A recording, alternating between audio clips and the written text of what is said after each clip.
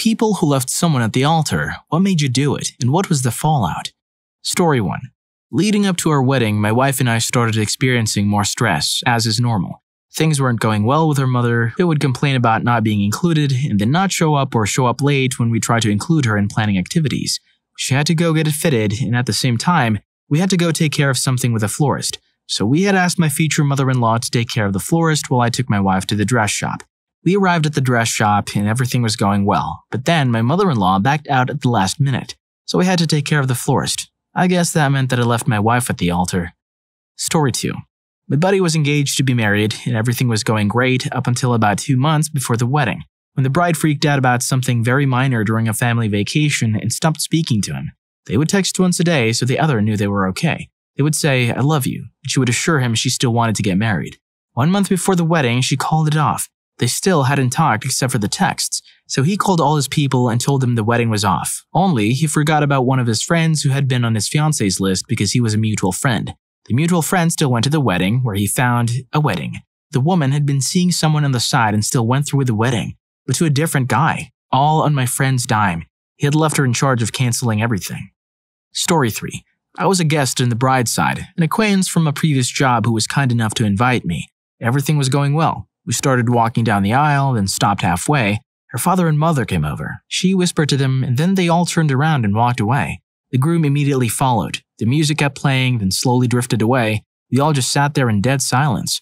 A couple of minutes later, the father of the bride came back down the aisle and apologized. There was going to be no wedding today. We all just got up and slowly left. There were a couple of angry family members on the groom's side, but once they talked to the father of the bride, they immediately left. At the door, the mother of the bride shook my hand and thanked us for coming. She told us they would explain everything later, but for now, we should just head home. The story is that the groom confessed to the bride the night before the ceremony that he was gay. He loved her. He still wanted to marry her, provide for her, and raise children, but he needed her to know. She couldn't let him live like that, and it wasn't fair to either of them. Story 4. My wife was set to be a bridesmaid at her college friend's out-of-state wedding, which was an expensive affair. Even my wife's dress cost over $1,000. However, just 5 days before the wedding, the groom called the whole thing off. His reason? He was a member of the Church of Christ, and the bride was a Baptist. He believed that since she wouldn't join his church, she was in the wrong church, and thus they couldn't marry. To the bride's credit, her parents paid back everyone, including my wife, the money they had spent on the wedding. Story 5. My mom called off a wedding to a man she was engaged to before she met my dad. It was only 1 week before. She said they got into an argument over something very trivial, something having to do with cows, but it was enough for a wake-up call for her that they were not right for each other. I know this man, and she was right not to marry him. There were people who did not get word that the wedding was canceled and she showed up at church.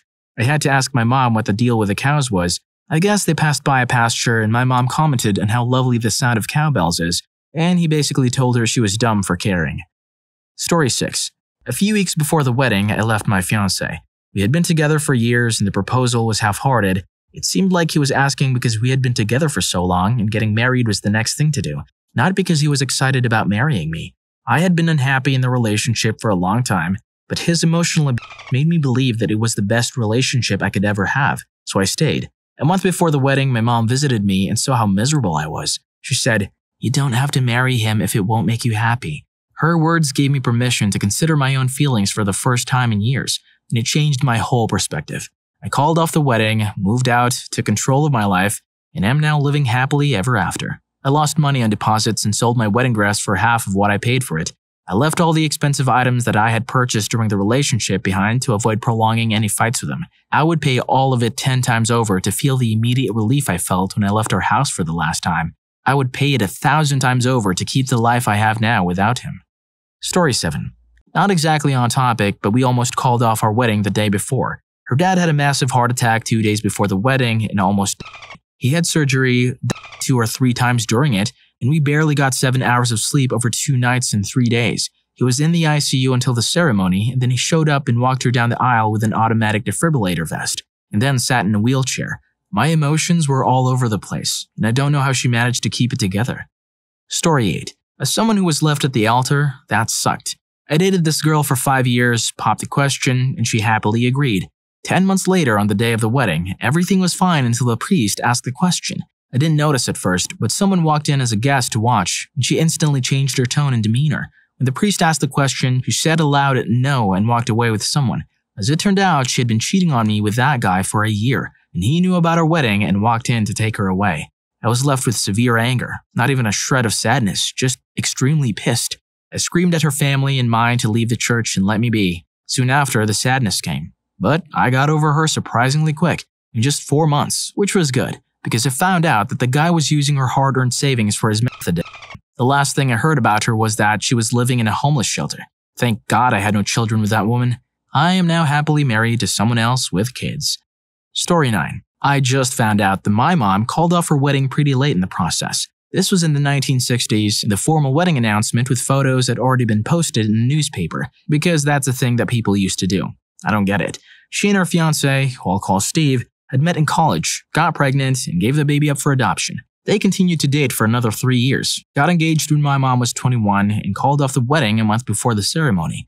It turns out that giving up a baby in college is a really bonding experience, and all your friends will be like, "Oh my God, I can't believe you guys survived that together. You're such a great couple. You're such role models," etc. When in actuality, you're in friggin' college and are just figuring out who you are as people, and maybe that means you're not meant to be together. She says that everyone just assumed they would get married, so they were going to, because where else do they go from the adoption? Luckily, they realized they were just going along with emotions.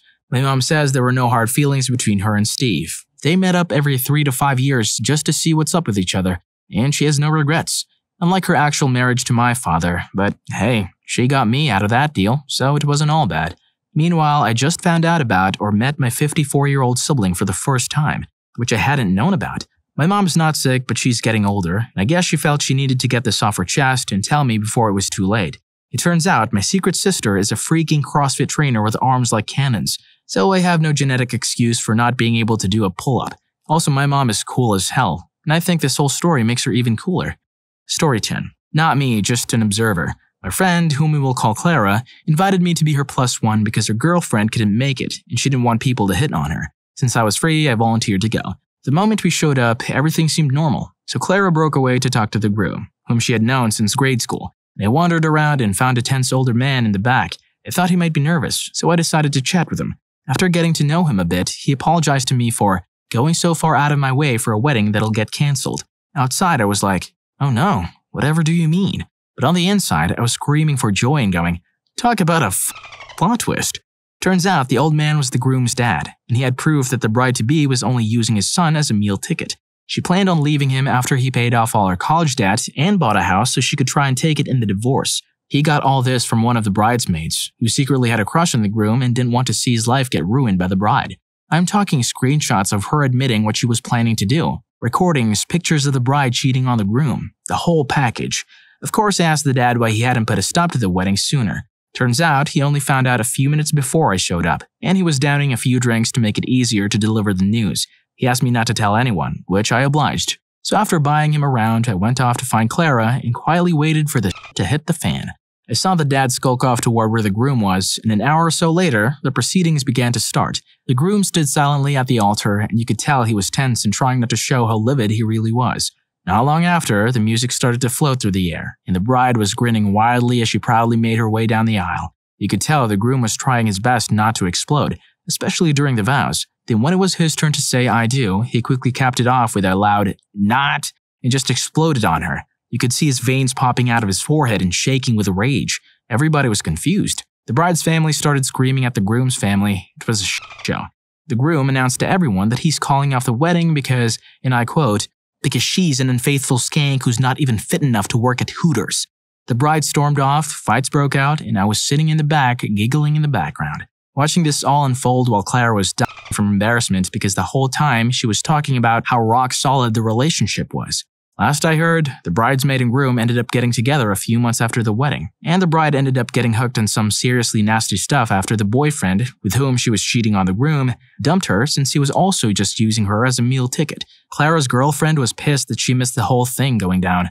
Story 11. "Please take your gifts home with you when you leave" was one of the weirdest announcements I've ever made. Out of the 80+ weddings I've done, it's definitely the weirdest, and technically not even a wedding. The ceremony walking down the aisle music just kept looping and looping until the parents walked up and announced that the couple was postponing things, which was code for, damn, I really hope they work this shit out, because if they don't, that's a lot of money down the drain. They never worked it out. The bride and groom never showed their faces for the entirety of the day, and both sets of parents were crying on and off. Bridesmaids and groomsmen had changed out of their wedding attire. I was forced to make announcements like, "The buffet has now opened. Yes, they are serving the food," and "There will be no ceremonial cutting of the cake, so feel free to grab some." I was furiously texting my friends like, "What the hell do I play at a cancelled wedding?" I got replies like, "We are never getting back together," and frankly, most of Taylor Swift's catalog. Instead, I just played jazz and Daft Punk. It seemed to fit somehow. There was a complete 6-piece Katy Perry cover band that was a surprise to the bride. They just packed up and left without playing anything. No, there wasn't a dance party. Can you imagine? Anyway, I only took half of my original payment because they were friends of mine. The best part is, through a game of telephone with the maid of honor, I had to get the mother of the bride to write the check for me. She wrote my name as Russ Brook. My name's not Russ Brook, and it's nowhere near that. It starts with Ross and ends with a famous German beer that rhymes with heck. And the check cashed anyway. Crazy. Story 12. I didn't leave her at the altar. I was the one who was left. It didn't happen on the day of the wedding, but just a couple of days before, when guests from all over the country had already arrived and we had spent the last of the $40K on everything wedding related. It was the most devastating day of my life. She didn't even tell me in person. She called me while I was at work and broke the news that we were not getting married. I was a complete mess and called my brother to ask him to notify everyone. I drove straight to my parents' house and locked myself in the guest room for a week. I never knew so much liquid could come out of someone's face for such a long period of time. It's been a journey, but I'm better off for it today. It still hurts, but at least there's some light in my life now. There is a bit of backstory, but basically, she deeply betrayed my trust about a year before the wedding, and from that day forward, my confidence fell, and it was apparent I didn't feel like an equal in the relationship, so she essentially didn't feel as doted upon or loved as she once did, which is true. Anyway, yeah, the saying is true. When you hit rock bottom, the only way out is up. Story 13. This is not my story, but my ex's. This wasn't completely at the altar, but the whole situation was bad. My ex was once engaged to a really beautiful and independent woman. In hindsight, I think he was emasculated by it. He was raised in an emotionally abusive home where he got used to his dad's bad habits as the norm. I don't know the woman's side of the story, but from the context of my ex, he pretty much played mama's boy and never really defended his fiance from his mom, who treated her differently. He also had high demands for his girlfriend before she was worthy of marrying him. He also had to redo his proposal because he wasn't satisfied with how she reacted to the first one. On top of that, during a wedding expo where his girlfriend won some wedding packages and was asked to come on stage, like any excited bride-to-be, she jumped on stage to accept the prize. This irritated my ex, who said her actions were selfish because she didn't take him with her to the stage, and used this to justify his next actions. He cheated on her 2 months before the wedding, when all the venues and invitations were booked and sent out. This caused a huge deal of embarrassment for his poor, overly religious mom. And it gets better. Hell hath no fury like a bride scorned. And he and the new fling bumped into the now ex-fiancé at the mall a few weeks before the supposed wedding. The incident snapped his ex-fiancé and she beat up the new girl in public, who, by the way, was unaware she was girl number 2. Where was my ex in all of this? He abandoned his new girlfriend and ran away. He is proud of this fact, by the way.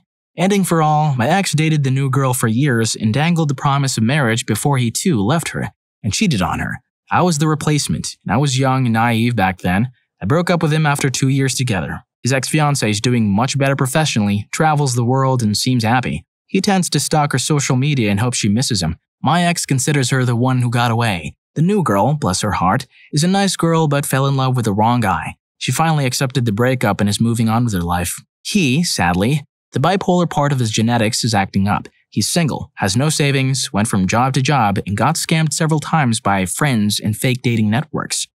Story 14. I'm as far away as I can be from the target group, but this month I was supposed to get married. I'd gotten a suit, rings, and papers. I had been dating this woman for 2 years, and even though it was a long-distance relationship, I had visited her several times. Everything was going well, and she even picked this month for the wedding because some astrology nonsense. So I went to her country for 3 months, which was the longest I had ever stayed. However, the whole time, she acted like a stranger towards me. I felt like I was a burden to her and she became increasingly careless and demanding. We didn't even get close to the altar. In fact, I spent most of my time alone in a foreign country with no friends. Despite this, I tried to make things work. But a relationship requires effort from both sides, not just from one person while the other makes increasing demands. Story 15. One of my friend's sisters, it was a few years ago, and it was an arranged Indian wedding. The woman was initially very accepting and happy with the groom. They talked and fell in love with each other, leading to the wedding. She was really looking forward to the wedding because she was very involved in the planning and preparation. However, about 1 month before the wedding, the woman met her high school crush and started to bond with him. Then she fell in love with him. Well, she eloped with the guy just hours before the wedding, and her parents disowned her. She hurt a lot of people by doing that. Story 16. I called off an engagement months before the wedding because the bride-to-be was too scared of sex to want it. I couldn't live my life like that. My whole extended family received cancellation notices, and they had never even received the invitation in the first place. Then 6 months later, she tried to get back together with me, but I turned her down. She immediately came back with an, "Oh, well, I've met someone new and we have expressed deep feelings for each other. So, goodbye." I felt sorry for the new guy. She was looking to offload him in favor of me. So how deep did these feelings actually go? I often wondered if I should have given him a heads up about what had almost happened to their relationship. Story 17. I'm a receptionist, and my ex was a packer in the warehouse at the same company. He was kind of lazy and not very respectful. On our first date about 9 years ago, he left me at a high school game when I went to the bathroom. We were engaged for 3 years, and when we finally started planning the wedding, he didn't really do anything. I broke off the wedding and started dating a salesman at the company that I'm good friends with. He is married with 2 kids.